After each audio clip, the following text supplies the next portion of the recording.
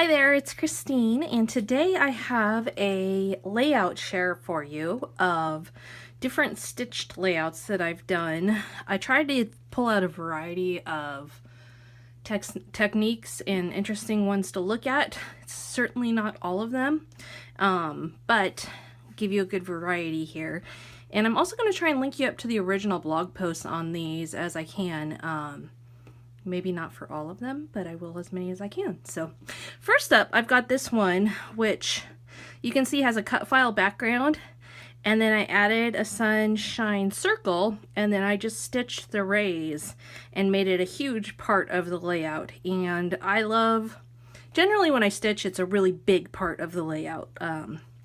So this is a great example of that. Also a great example of how just doing simple lines is it can take your layout really to the next level. Still would have been a great layout if you took the sun out of the picture, but I think the sun really adds that final touch.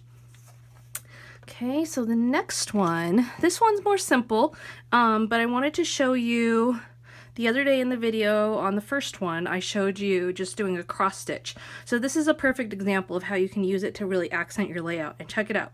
No enamel dots, no sequins, no wood. I've got these little hearts, but these are really my accent pieces. And super easy because I used this grid paper background, so it made it easier to make X's as well as make bigger ones and smaller ones. Then this one, this is just, I just love this layout. I would have shown it in my favorites the other day, but it's just barely a year old, so I thought I'd show older stuff. But so this one, I had everything done, much like I did in that one Mickey Mouse layout, and then I decided it needs something more. So I went through and added in, I just cut out a big heart, just like a little kid does, where you fold the paper in half and cut around.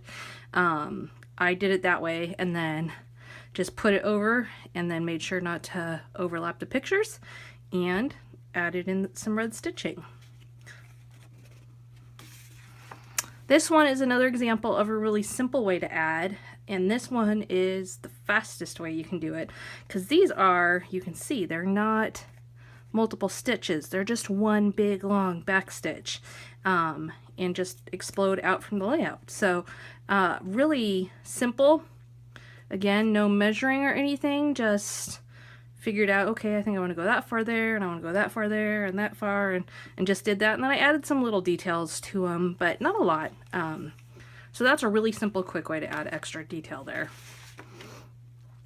This one is similar to what you saw me do the other day, where I used the pattern paper to make my template. So this one, I followed the zigzags and just punched holes. And so this was also a really fast one because they're long stitches. So it didn't take long to add this detail at all.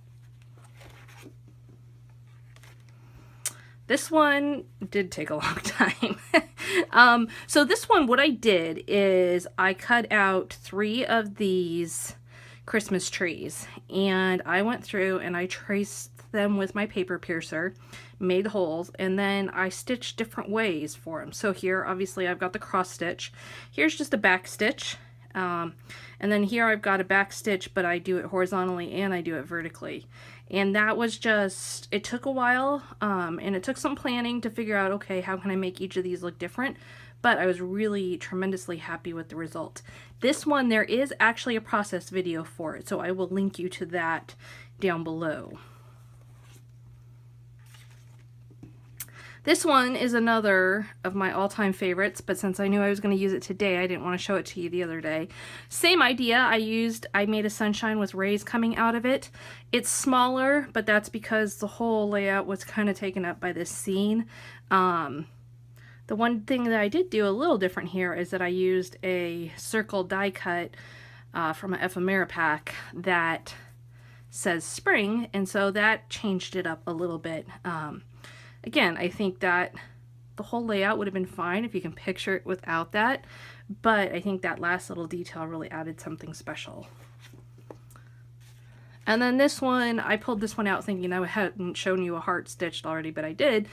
This is just, again, an example of deciding at the end of the layout, it needs something more. What can I do to add more to it?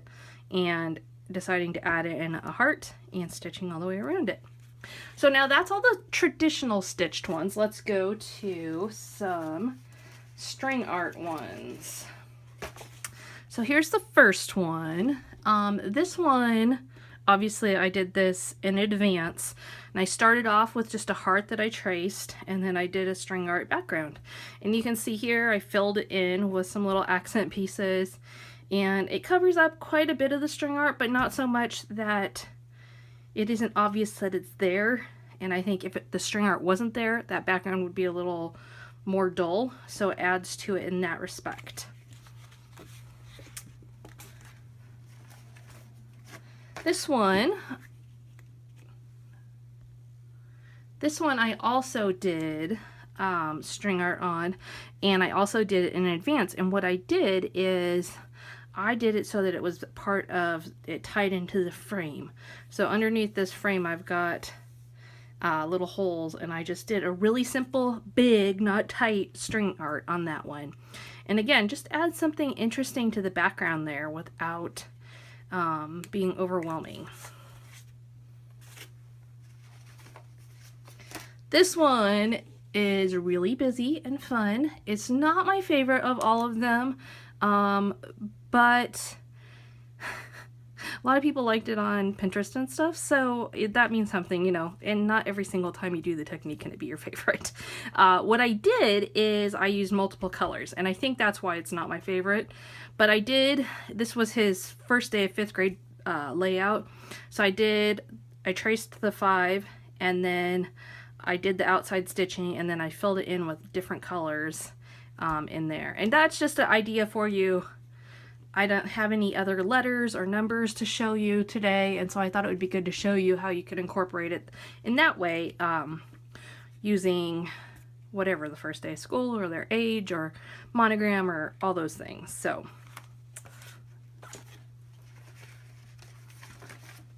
this next one is a more recent one, and I just did a star, and this one I stuck with all one color. And again, it just adds to the background, adds to the theme of the layout. This one does also have a video, so I will link you up to that. And this is just, these are wider stitching. I don't know if you can see that or not, but it's not nearly as close together as what you saw me do yesterday with the butterfly. So that made it go a little bit quicker. That's always an option, of course. And then this last one is the one I talked about in my video last night. This one took me an entire 8-hour road trip. And yeah, I love it. Do I have any choice but to love it? Not really. So here's the story on this one. This was for when I was on the Just Nick design team, and I used her background cut file. And then I was looking at it and I was like, oh, this could be really interesting for string art. And I thought, okay, I've got this upcoming vacation. We're driving for 8 hours to Nebraska, so why not work on that in the car? So what I did is I went ahead and I just punched holes along all the points. And that gave me the area to do back stitching around that, but it also gave me the holes to create this. And then what I did with this is tried to do the exact same connections so that they all looked pretty much the same. Yes, there's a little bit of size differences here and there, but you can see they look basically the same. And that was a serious time commitment. But again, you know, if you're gonna do it, you're gonna end up being happy with it. That's the nice thing. If you're putting that time in, you know it's gonna end up looking really cool and one of a kind. And so yeah, there's my 8-hour layout. Thankfully, once I'd done all that, the rest of it was pretty simple, minor details, really. So, all right, so that's it for today. I will be back tomorrow with a unique, one-of-a-kind birthday party invitation. It's a post for Scrapbook Adhesives by 3L, so be sure to check back in tomorrow.